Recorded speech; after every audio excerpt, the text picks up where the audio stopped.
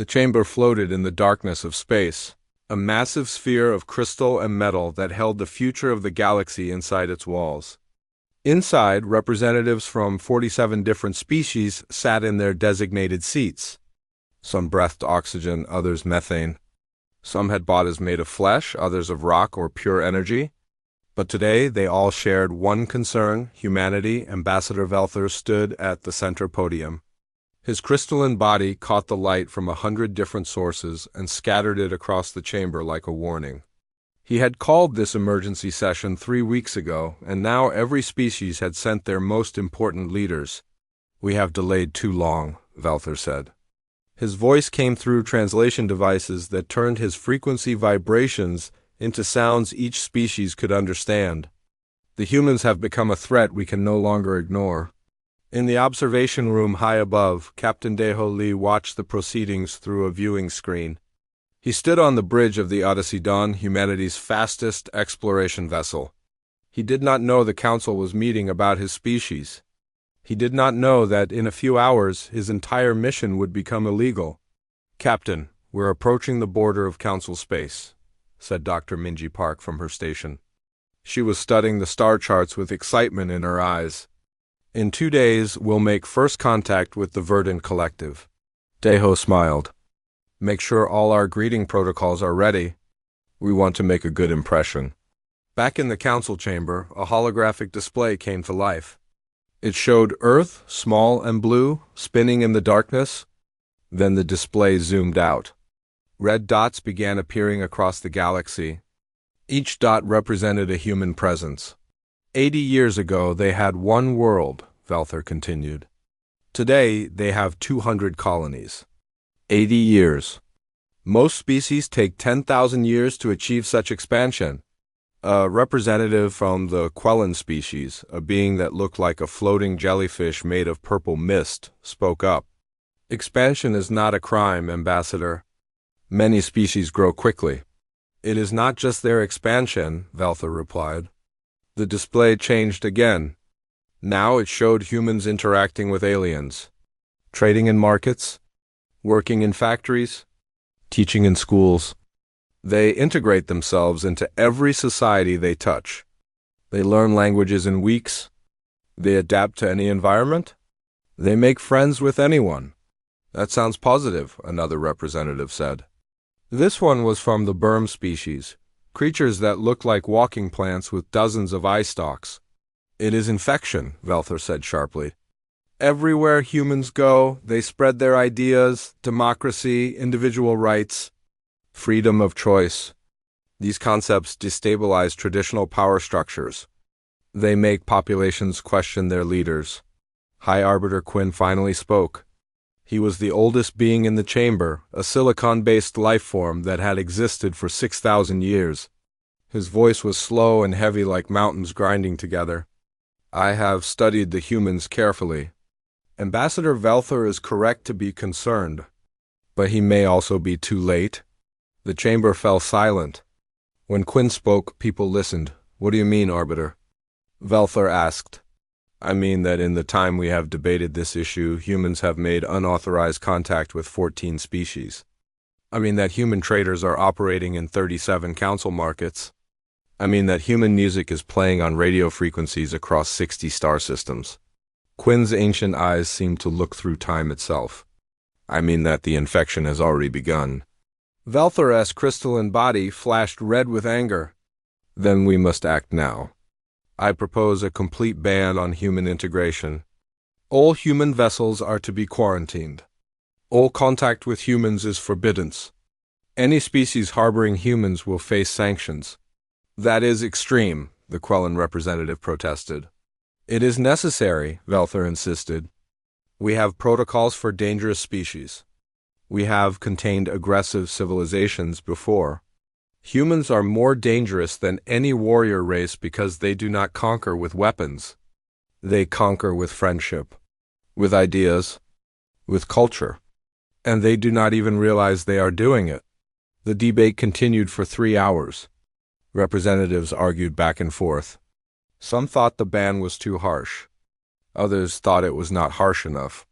But in the end, fear won over reason. The vote was called 47 species voted. 47 species said yes to the ban. It is decided, Velther announced. Effective immediately, humanity is banned from Galactic Council space. All human vessels will be intercepted and turned back. All human settlements on Council worlds have 30 days to evacuate. The quarantine begins now. Captain Deho Lee had no idea his species had just been declared unwelcome in most of the known galaxy. He stood on his bridge watching the stars pass by. Excited about the future, Dr. Minji Park worked at her station, preparing her instruments to study new forms of life. The crew of the Odyssey Dawn talked and laughed, making jokes about what kinds of aliens they might meet. Meanwhile, the Council's enforcement fleets began to mobilize. Hundreds of warships moved toward human settlements. Communication networks started broadcasting the new law across the galaxy. Diplomatic channels sent messages to Earth's government, informing them of the ban, but something strange happened as the messages spread. On a trading station called Meridian Hub, a human woman named Sora Kong was cooking in her restaurant. She had been there for 5 years and her food had become legendary. Aliens came from across the sector to taste what she called Korean barbecue.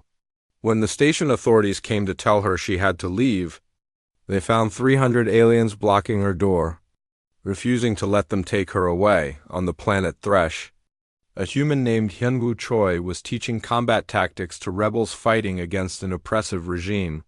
He had been a soldier once on Earth. Now he helped others find freedom. When the Council's order reached Thresh, his students hid him in their underground bases. "You taught us to fight for freedom," they said. "Now we fight for yours."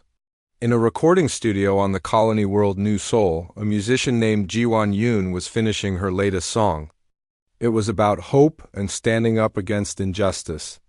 She uploaded it to the Galactic Network just as the ban went into effect.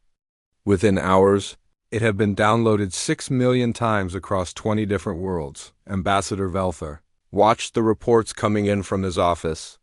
He had expected compliance. He had expected order. Instead, he saw resistance. He saw aliens protecting humans. He saw protests on a dozen worlds. He saw his carefully crafted ban creating chaos instead of control. High Arbiter Quinn visited him that evening. The ancient being moved slowly into Velther's office and settled his massive form into a specially reinforced chair. "You look troubled, Ambassador," Quinn said. "The humans," Velther replied. "Some are refusing to leave, and aliens are protecting them. This should not be happening." "I warned you," Quinn said gently. "I told you it was already too late." "What do you mean?" "You cannot ban an idea, Velther. And humans are not just a species. They are a collection of ideas that walk and talk and breathe.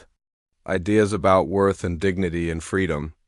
These ideas do not respect borders or laws. They spread through touch and conversation and shared meals.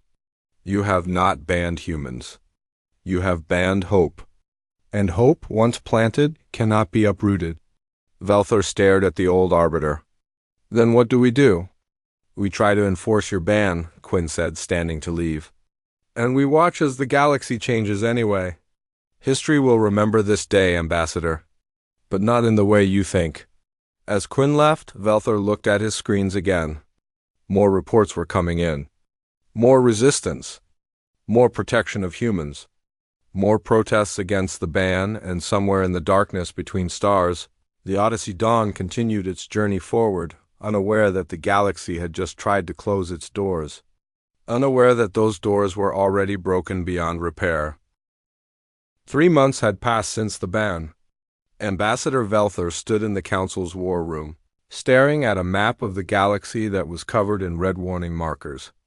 Each marker represented a location where the ban was being ignored or resisted. There were hundreds of them. "This is impossible," Velther said to his aide.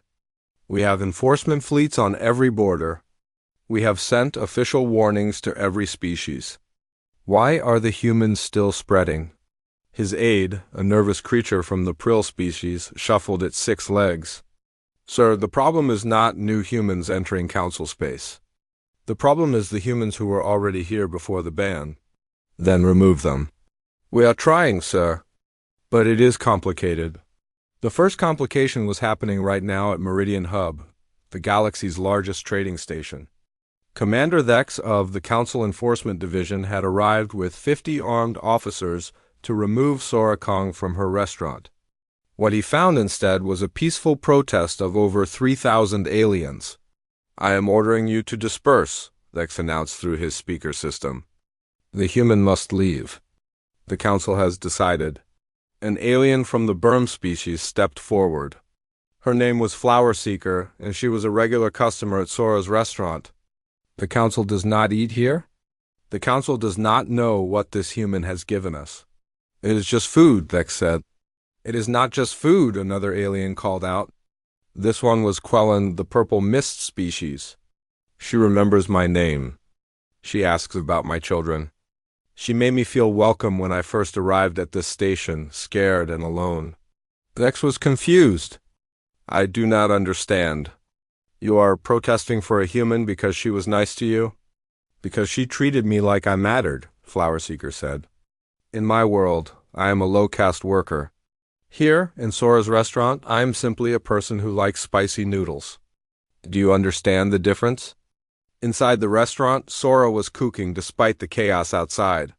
She had prepared enough food for all the protesters. She knew Thex would eventually use force if she did not leave, but she also knew she could not abandon her customers. They had become her family. A young Prill entered through the back door. "Miss Sora, you should escape. I can show you the maintenance tunnels." Sora smiled and patted his head ridge. "Run away?" "No, Kipple. That is not what we do. We face problems with courage. Besides, who would feed all these people?"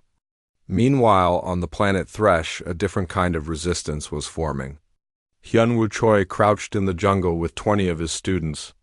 They were planning a raid on a weapons depot controlled by the planet's dictator. The Council had sent officers to arrest Hyunwoo, but his students had hidden him well. "Remember what I taught you," Hyunwoo whispered. "Move fast. Stay quiet. Watch each other's backs." His lead student, a reptilian being named Scale Brother, gripped his weapon nervously. "Teacher, are you sure about this? The Council will punish our entire village if we are caught hiding you."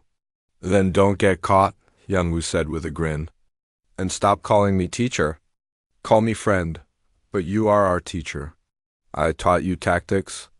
You taught me about your forests. We learn from each other. That makes us friends." Hyunwoo checked his equipment one more time. "The Council thinks humans are dangerous because we spread ideas." "They are right. I gave you the idea that you deserve freedom. Are you going to give that idea back?" Scale Brother's eyes hardened with determination. "Never." "Good, now let us go get those weapons." Across the galaxy, in a concert hall on the colony world New Sol, something else was happening. Jiwan Yun was supposed to perform tonight, but Council authorities had shut down the venue. Her music had been officially banned because, according to the Council, it promoted dangerous individualistic thinking. The ban had made her more popular than ever. Jiwan stood outside the locked concert hall with her guitar, looking at the crowd of aliens who had come to hear her play anyway. There were thousands of them, from dozens of different species. "They locked the doors," Jiwan said. "I guess they think doors can stop music." She sat down on the steps and began to play. Her song was simple, with lyrics about standing tall and not being afraid. The crowd grew silent, listening. Then one by one, they began to sing along. Many did not know the words in any human language, but they hummed the melody. The sound of thousands of different voices, creating harmony together, echoed through the streets. A council observer watched from a distance and immediately sent a report. Subject Jiwan Yun is defying the performance ban. Recommend immediate arrest. Warning, crowd is peaceful but shows signs of potential resistance if arrest is attempted. Estimate crowd size at 4,000 and growing. Requesting guidance. The guidance never came. The council was too busy dealing with dozens of similar situations across their territory. Back at council headquarters, Velthor was reading reports with growing frustration. A human engineer named Narration had published her spaceship engine designs for free on the Galactic Network. Now dozens of species were building faster, cheaper ships without needing to buy them from council-approved manufacturers. The economic disruption was massive. A human diplomat named Junho Bei had been discovered meeting secretly with representatives from 3 council species. They were discussing reforms to make the council more democratic and representative. When confronted, all 3 representatives had resigned from the council rather than stop the meetings, and worst of all, Dr. Minji Park from the Odyssey Dawn had made a discovery that was shaking the foundations of council policy. She had found a way to communicate with a species called the Silent Ones. For 3,000 years, the council had assumed the Silent Ones were primitive animals. Barely sentient, Dr. Park proved they were actually highly intelligent with a complex society and culture. They had been trying to communicate with the council for centuries, but no one had bothered to learn their language. They ignored an entire sentient species for 3,000 years, Captain Deho Lee had said when he heard the news. And they think we are the dangerous ones? The Odyssey Dawn had become a symbol of resistance, even though Captain Deho did not intend it that way. His ship moved through council space, broadcasting messages of peace and cooperation. He rescued alien refugees fleeing oppressive governments. He shared human technology with anyone who asked. And he refused to leave, even when ordered to. "We came in peace," Deho said in his latest broadcast. "We came to explore and learn and make friends. We have broken no laws except the law that says we should not exist here. We will not enforce the council's fear." Ambassador Velther watched the broadcast in his office. High Arbiter Quinn sat across from him as still as a mountain. "We must use force," Velther said. "This peaceful resistance is making us look weak." "And violence will make you look like tyrants," Quinn replied. "You are trapped, Ambassador. Every move you make will be wrong. Then what should I do? Except that you have already lost this battle. The humans have not conquered us with weapons. They have conquered us with kindness and curiosity and the strange belief that everyone deserves dignity." Quinn's ancient voice carried a hint of sadness. "They make friends everywhere they go. They share everything they have. They treat janitors and kings with the same respect. These are not behaviors we can ban." Velther slammed his crystalline hand on the desk, creating a sharp, ringing sound. "They are destroying thousands of years of order." "No," Quinn said. "They are showing us that our order was built on inequality. That is different." Back at Meridian Hub, Commander Thex made a decision. He could not arrest Sora Kong without starting a riot. He could not use weapons on peaceful protesters. And honestly, he was tired of this assignment. He had joined the Council Enforcement Division to maintain peace, not to drag a cook away from her restaurant. "I am withdrawing my forces," he told his officers. "Let the humans stay." "But sir, the Council's order. The Council can come arrest her themselves if they want." Dex looked at the crowd of aliens still protecting Sora's restaurant. "I will not start a war over food and friendship." When the news spread that Sora would be allowed to stay, celebrations erupted across Meridian Hub in her restaurant. Sora served free food to everyone, human and alien alike. She smiled and laughed and welcomed each person by name. "I do not understand what the Council is afraid of," said Flower Seeker, eating her favorite spicy noodles. "Sora is just one person." "I am not just one person," Sora replied, bringing more food to the table. "I am connected to all of you. And you are connected to each other because of this place. That is what scares them. Not me. The connections." Across the galaxy, in jungles and concert halls and diplomatic meetings, the same scene was playing out. Humans were not invading. They were simply living their lives, treating aliens with respect and kindness, sharing what they had, and making friends. And those friends were refusing to let them be taken away. "High Arbiter." Quinn's words echoed in Velther's mind. "It is already too late." The ambassador stared at his map of red warning markers. They were multiplying. Within weeks, there would be thousands. Within months, tens of thousands. The humans had not infected the galaxy with disease or weapons. They had infected it with hope, and hope. Once planted, grew faster than any ban could stop it. 6 months had passed since the ban, and the galaxy was breaking apart. Not with weapons or war, but with words and choices. Species that had followed the Council for thousands of years were now asking dangerous questions. Questions like why? And what if? And who decides? Ambassador Velther stood before the Council Assembly, and for the first time in his long career, he felt fear. The chamber that once held representatives from 47 unified species now felt like a room full of strangers. Some seats were empty. 3 species had formally withdrawn from the Council last month, citing what they called authoritarian overreach. Order! Velther called out, his crystalline voice echoing through the chamber. We must have order. Why? Shouted a young representative from the Burm species. Her name was Petal Dancer, and she had never spoken in council before. Why must we have order if that order is unjust? Because chaos leads to suffering, Velther replied automatically. It was what he had been taught. What the council had believed for millennia. My grandmother says order can cause suffering too, Petal Dancer said. She was shaking but stood her ground. She says the council kept her people poor and dependent for generations. She says humans taught her that she did not have to accept that. The chamber erupted in arguments. Some supported Petal Dancer. Others condemned her words as rebellion. The unity that had once defined the council was crumbling. High Arbiter Quinn watched it all with his ancient, patient eyes. He had seen civilizations rise and fall. He knew the signs of change. This was not a collapse. This was a transformation.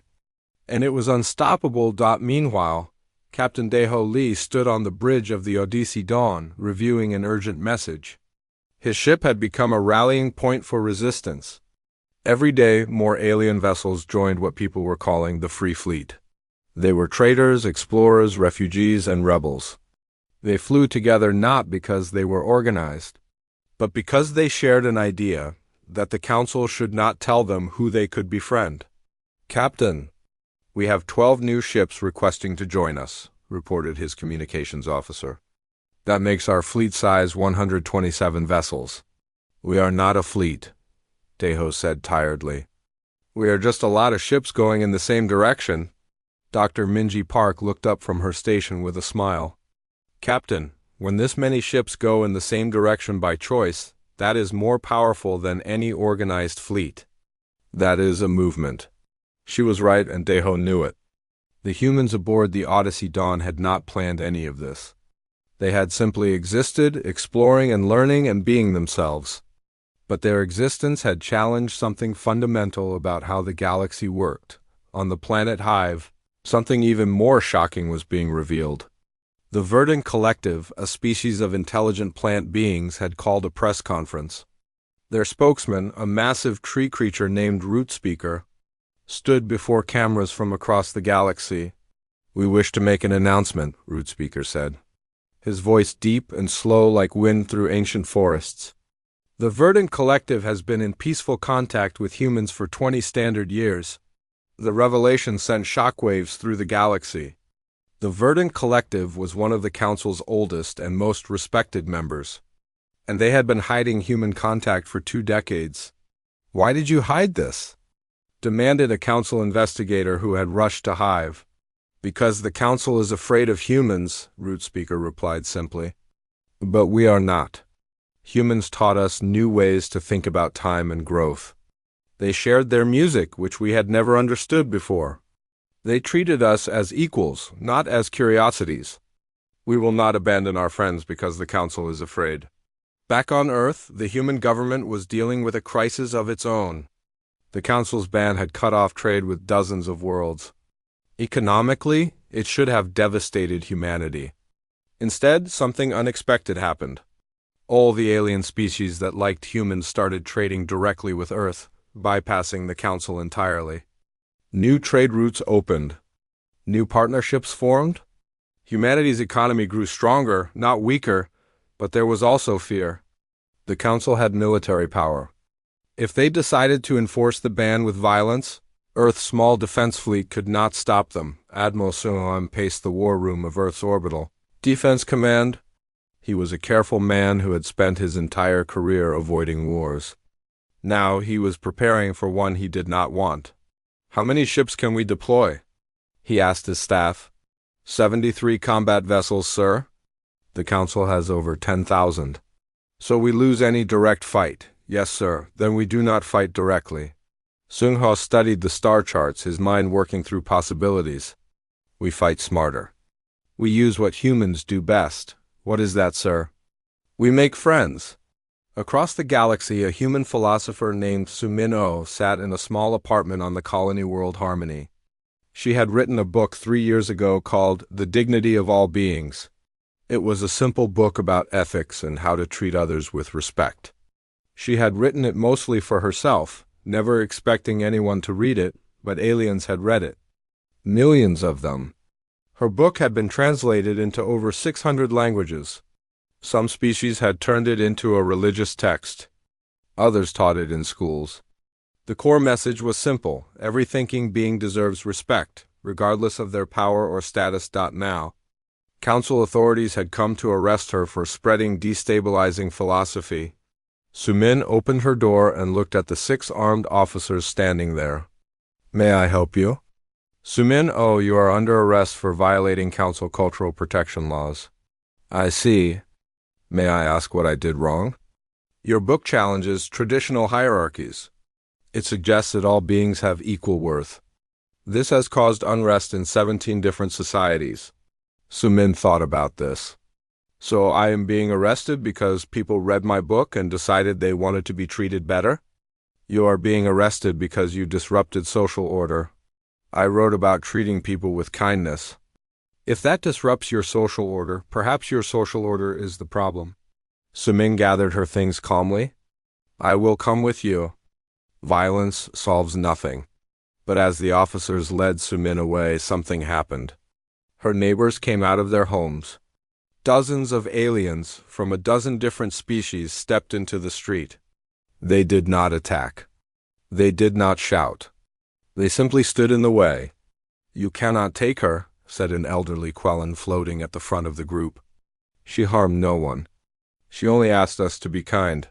She broke the law. Then your law is wrong? The standoff continued for hours. More aliens arrived. They brought food and water. They sang songs. They shared stories about how Sumin's book had changed their lives. The council officers could not bring themselves to use force against such a peaceful gathering. Eventually, they left without Sumin. A video of the standoff spread across the galactic network. A human child on Earth watched the video with his mother. His name was Taiyang Nam, and he was 7 years old. Mom, why are those aliens protecting that lady? Taiyang asked. Because she was kind to them and they want to be kind back. That is good, Taiyang said simply. Then he went back to playing with his toys. His mother recorded that simple moment and posted it on her social media with the caption, My son understands what the council does not. Kindness is not complicated. The video went viral. Billions of beings across the galaxy watched a human child playing innocently, unaware of the galactic crisis swirling around his species. Something about his innocence and simplicity touched people. The council looked cruel and paranoid in comparison. Back in the council chamber, Velther was losing control. Representatives were arguing openly now. Some demanded the ban be lifted. Others wanted it enforced with military power. The unity was gone. We must take action, Velther shouted over the chaos. The humans are destroying everything we built. No, said a voice from the back. Petal Dancer stood again, her leaf-like body trembling but her voice steady. You are destroying it. The humans showed us what you already destroyed. They showed us that the council kept some species powerful and others weak on purpose. They showed us that the order you are protecting is just another word for control. You speak treason. I speak truth. And I learned from humans that truth is more important than comfort. Petal Dancer looked around at the other representatives. How many of you are afraid to admit that the humans are right? How many of you know that this ban is about protecting power, not protecting the galaxy? 12 representatives stood up in solidarity with her. Then 30. Then more than half the chamber was standing. High Arbiter Quinn finally spoke, his ancient voice cutting through the noise. Ambassador Velther, I warned you 6 months ago. I told you it was already too late. You did not ban humans. You declared war on an idea, and you are losing. That night, Captain Deho Lee received an encrypted message from an anonymous source inside the Council. It contained military plans. The Council was preparing to attack Earth. They would mobilize their fleet in 30 days. Deho called an emergency meeting of his officers. They are coming for us. All of us. Not just humans, but anyone who supports us. Then we fight, said one of his officers. No, Deho said. We do something humans have always been good at. We talk, we negotiate. We make them see us as people, not as threats. He looked at his crew with determination. We are going to the Council. We are going to make them listen. That is suicide, Captain. 9 months after the ban, the Council's military fleet assembled near the borders of Earth's solar system. 10,000 warships representing the combined military might of 44 species. It was the largest fleet ever assembled in galactic history. They had come to enforce the human ban with overwhelming force. Admiral Sung Hong stood in Earth's Orbital Defense Command, watching the enemy fleet appear on sensors one ship at a time. Each new contact made the situation worse. Earth's 73 combat vessels looked pathetic in comparison. Sir, they outnumber us 137 to 1, his tactical officer reported. I can count, Sung Ho replied quietly. He had known this moment would come. The Council had finally decided that humans were too dangerous to tolerate. Now they would eliminate the threat, but Sung Ho had a plan. It was insane. It relied entirely on something unmilitary and unmeasurable: friendship. Open all communication channels, he ordered. Broadcast on every frequency. I want every ship out there to hear what I am about to say. In space between Earth and the Council fleet, another group was arriving. Captain Deho Lee's free fleet had grown to over 2,000 vessels. They were cargo ships, passenger transports, mining vessels, and explorer ships. Most had no weapons. They came from 140 different species, and they positioned themselves directly between Earth and the Council's warships. Captain, the Council fleet is demanding we move, Deho's communications officer said. Tell them we are not blocking their path. We are simply here. If they want to reach Earth, they will have to go through us. Sir, they are military vessels. They can destroy us easily. Yes, they can, Deho agreed. But will they? That is the question we are asking them to answer. On the Council flagship, Commander Vexter stared at the sensor display in disbelief. The human captain had put civilian vessels in front of a military fleet. It was madness. It was also brilliant. Vexter could easily destroy those ships, but doing so would make the Council look like monsters. They would be firing on unarmed civilians from their own allied species. Move those ships, he ordered. Use tractor beams if necessary, but do not fire on them. His crew began the slow process of trying to move the free fleet. But every time they moved one ship, 2 more appeared to take its place. They were arriving from all over the galaxy, jumping into the system and immediately positioning themselves as shields. Then Admiral Seung Ho's broadcast began. His voice reached every ship in the system, Council and Free Fleet alike. My name is Admiral Seung Ho of Earth Defense Command. I'm speaking to every being listening right now. The Council has come to enforce their ban on humanity. They say we are dangerous. They say we destabilize their order. Perhaps they are right. Let me tell you how we are dangerous. Seung Ho paused, letting his words settle. We are dangerous because we believe every thinking being has worth, regardless of their species or power. We are dangerous because we share our technology freely instead of using it for control. We are dangerous because we make friends with anyone willing to share a meal and a conversation. If these things are crimes, then we are guilty. On the Council flagship, Commander Vexter listened with growing discomfort. The human admiral was not making military threats. He was making moral arguments. That was harder to fight. But I want to make something clear. Sung-ho continued.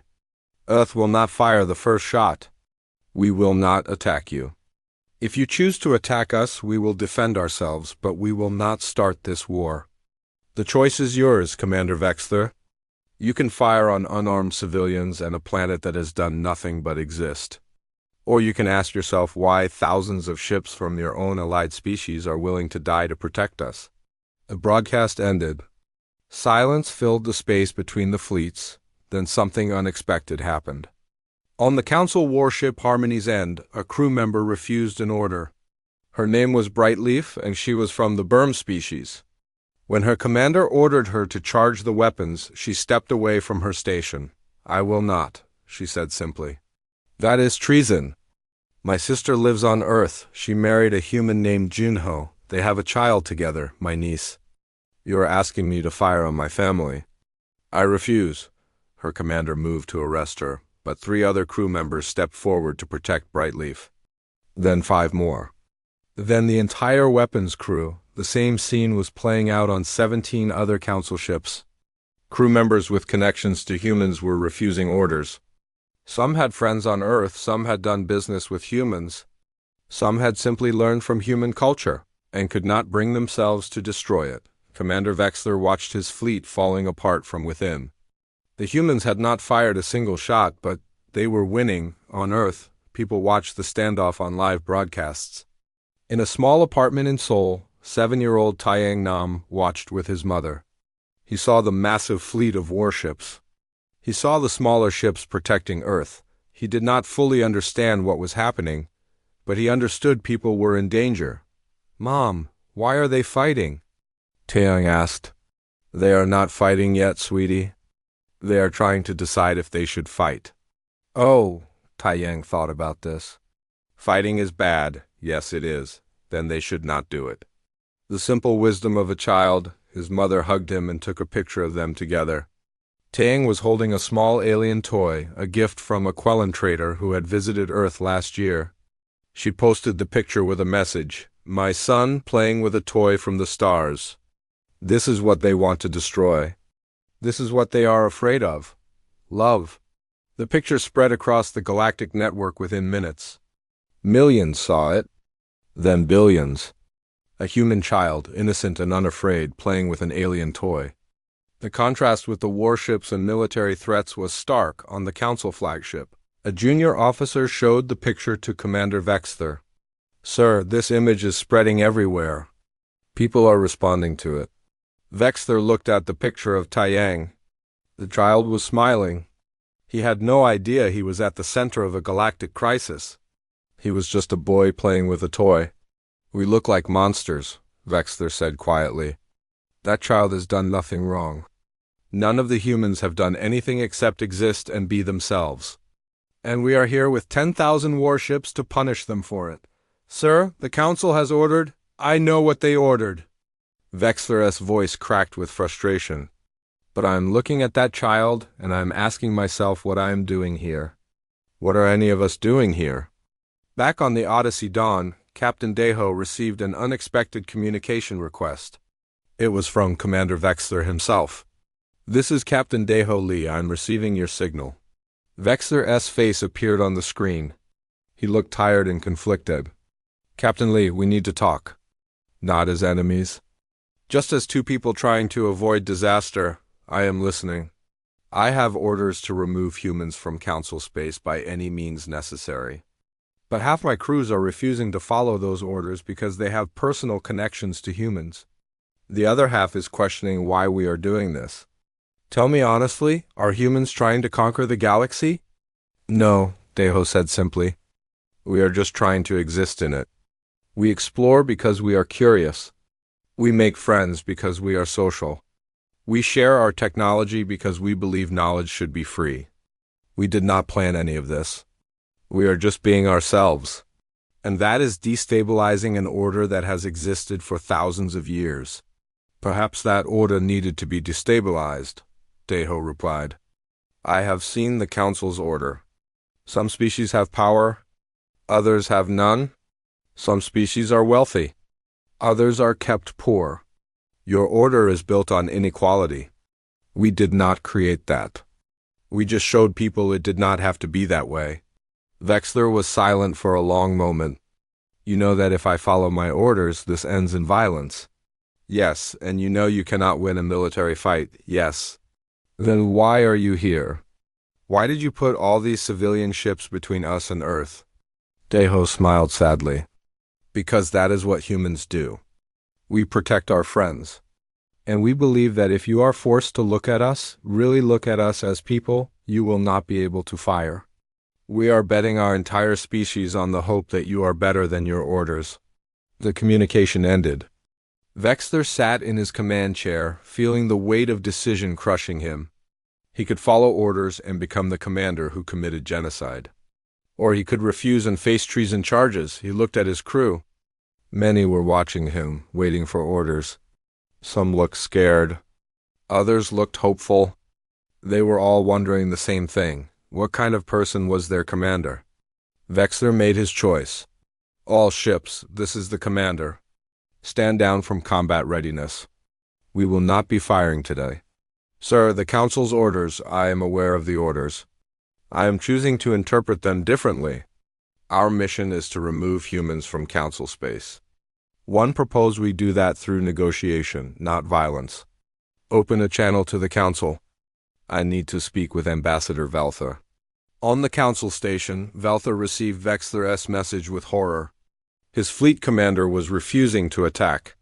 The military option was failing, but High Arbiter Quinn was there, and the ancient being looked almost pleased. It is over, Velther. You cannot win this war. The humans have defeated you without firing a shot. They have destroyed everything. No, they have shown you that everything you built was already broken. There is a difference. Quinn moved toward the window. 1 year after the ban, everything had changed. The council chamber had been rebuilt and expanded. Where once 47 species held all the power, now over 200 species had seats at the table. Some were species the old council had ignored for generations. Others were new members who had never been considered important enough to have a voice. Captain Deho Lee walked into the chamber wearing a simple uniform.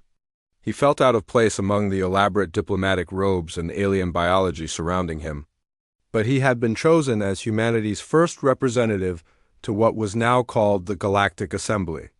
Not because he was a politician, but because he had proven humans could be trusted to do the right thing even when it was hard. Representative Lee, welcome, said High Arbiter Quinn from his seat. The ancient being had overseen the transformation from council to assembly. He had watched empires rise and fall over 6,000 years, and he said this moment was one of the most important in galactic history. Thank you, Arbiter, Deho replied. I still think you chose the wrong human for this job. I am an explorer, not a diplomat. That is exactly why we chose you, Quinn said with something that might have been a smile. We have had enough diplomats who valued order over truth. We need people who value discovery and friendship. You taught us that sometimes the best way to lead is to simply be decent. The assembly came to order. Representatives from across the galaxy settled into their seats. Some were from powerful species. Others represented worlds with populations of only a few million. But today, each had one equal voice. The first item on the agenda was the formal dissolution of the human ban. It passed unanimously. The second item was more significant, the Frontier Accords. A new set of rules for how species would interact with each other and explore the galaxy. Dr. Minji Park stood at a podium, presenting humanity's proposal. She had written most of the accords, working with scholars and thinkers from dozens of species. The accords are built on 3 simple principles, she explained. First, exploration should be peaceful and respectful. Second, technology and knowledge should be shared freely when possible. Third, every sentient species has the right to self-determination and dignity. A representative from one of the old council species stood. These principles sound ideal, but they ignore reality. Some species are more advanced than others. Should we not guide the less developed? No, Minji said firmly. We should help them if they ask for help. We should trade with them as equals. But we should not decide their future for them. The old council did that, and it created resentment and inequality. The Accords are about treating everyone as capable of making their own choices. The debate continued for hours. Some representatives worried the Accords gave up too much control. Others worried they did not go far enough. But eventually, after much discussion and compromise, the Frontier Accords passed with 87% approval. Deho stood to speak. I want to say something to everyone here. 1 year ago, my species was banned from this galaxy. The council said we were dangerous. And honestly, they were right. We are dangerous to systems built on inequality. We are dangerous to power structures that treat some lives as more important than others. We are dangerous to the idea that order matters more than justice. He paused, looking around the chamber at the hundreds of different beings listening. But we are not dangerous to peace. We are not dangerous to cooperation. We are not dangerous to friendship. Humans came to the stars because we were lonely. We thought maybe there were others out there who wanted to share the universe with us. And we found you. All of you. Different and strange and wonderful. We do not want to conquer you. We want to know you. The chamber was silent. Then, slowly, representatives began standing. First one, then a dozen, then hundreds. They were not applauding. They were simply standing in recognition of truth spoken plainly after the session ended. Deho walked through the station corridors. He passed aliens of every type imaginable. Some nodded to him in respect. Others ignored him, busy with their own lives. That was good. Humans did not need to be worshipped or feared. They just needed to be accepted as part of the galactic community. He found Sora Kong's restaurant near the docking bay. She had opened a second location here, and it was always crowded. Aliens lined up for hours to taste her food. But Deho had made a reservation weeks ago. Captain Lee. Sora greeted him with a warm hug. I saved your favorite table. You are too kind, Sora. Kindness is free. I learned that from you. Deho sat down and looked around the restaurant. Every table was full. Dozens of species eating together, talking, laughing. Some were conducting business. Others were just enjoying a meal with friends. This, Deho thought, was what the galaxy should look like. Hyunwoo Choi was there too, eating with some of his former students. Scale Brother and 3 other rebels from Thresh had become freedom fighters who won their planet's independence. Now they worked to help other oppressed species. Hyunwoo still trained them, but now he was officially recognized as an instructor in the Assembly's peacekeeping division. Teacher, Scale Brother called out. Join us. I told you to stop calling me teacher, Hyunwoo said. But he was smiling. Across the station, Jiwon Yoon was giving a concert. Thousands attended. Her music had become a symbol of the resistance movement that transformed the council into the assembly. Now she performed songs about hope and unity and the courage to change. Aliens from hundreds of species sang along, each in their own language, creating a harmony that should not have worked but somehow did. In a quiet library on Earth, Sumin-Oh was writing again. Her first book had changed the galaxy.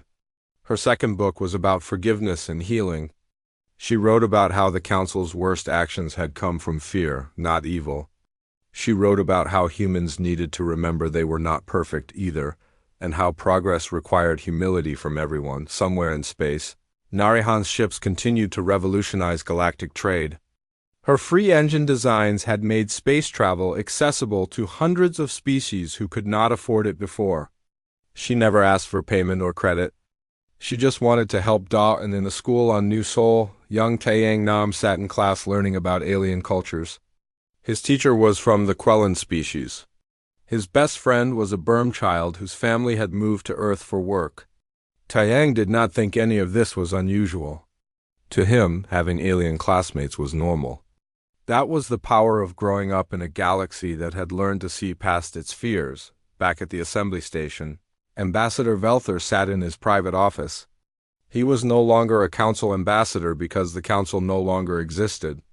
He had lost his position, his influence, and his certainty about how the galaxy should work, but he had gained something too. He had gained perspective. High Arbiter Quinn visited him, as he often did these days. The two had become unlikely friends. "I am writing a book," Velther said. "About everything that happened. What will you call it?" "The Council's banned humans. It was already too late," Velther replied. "It is about how we tried to stop change and only accelerated it. About how fear made us blind to opportunity. About how humans defeated us not with weapons but with kindness." "That is a good title," Quinn said. "Will you be honest about your own role?" "Brutally honest," Velther said. "I was so certain I was protecting the galaxy. I believed order mattered more than justice. The humans taught me I was wrong. That is a hard lesson, but necessary. You have grown, old friend." "I had to. The galaxy was changing with or without me. Better to change with it than be crushed by it." Velther looked at Quinn. "Do you think the assembly will work? Can we really build a galaxy based on equality and cooperation?" "I do not know," Quinn admitted. "But I know we must try. The old way was failing. Humans showed us a new way. Whether we succeed or fail is now up to all of us." That evening, the Galactic Assembly held its closing ceremony. Representatives gathered in the main hall. Deho stood with Dr. Minji Park watching the celebration. "We did it," Minji said. "We survived. We changed things. We did not do it alone," Deho replied. "Thousands of aliens helped us, protected us, fought for the right to be our friends. We should never forget that." "I know, but humans started it. We showed up and just existed, and somehow that was enough to change everything." Deho smiled. "Maybe that is the secret. We did not try to conquer anyone. We did not try to force anyone to be like us. We just lived our lives according to our values. We were kind when we could be. We shared what we had. We treated everyone with respect. And people responded to that." The ceremony began. High Arbiter Quinn gave a speech about new beginnings. Several representatives shared their hopes for the future. Then, unexpectedly, they called Deho to the stage. "Captain Lee," Quinn said, "on behalf of the Galactic Assembly, we want to thank humanity. Not for being perfect, not for having all the answers, but for showing us that change is possible, for proving that different species can cooperate as equals, for teaching us that friendship is stronger than fear." The chamber erupted in applause. Thousands of aliens from hundreds of different worlds, showing their appreciation for the strange, bipedal species that had accidentally revolutionized their entire civilization. Deho accepted the recognition with grace, but in his heart he knew the truth. Humans had not saved the galaxy. They had simply reminded everyone what was already possible.